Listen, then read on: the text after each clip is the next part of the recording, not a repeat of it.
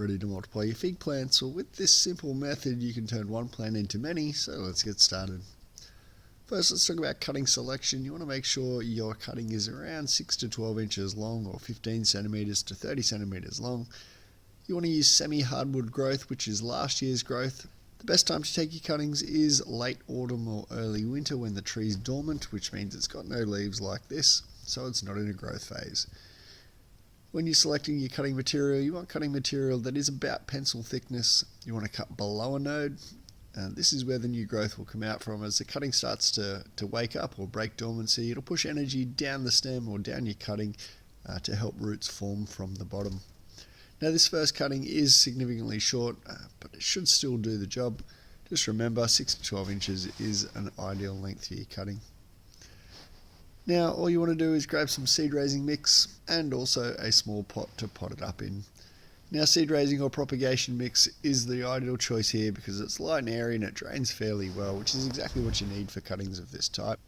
All you want to do here is dibble a small hole, pop the cutting in and push the soil in and around the base of your cutting. You can use rooting hormone if you want to speed up the process of root formation.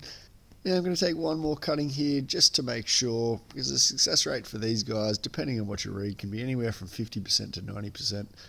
But always take a backup. You can put them up in the same pot. It doesn't matter if one succeeds and the other doesn't. Run with it. If two succeed, you'll just split them up from there and plant them out.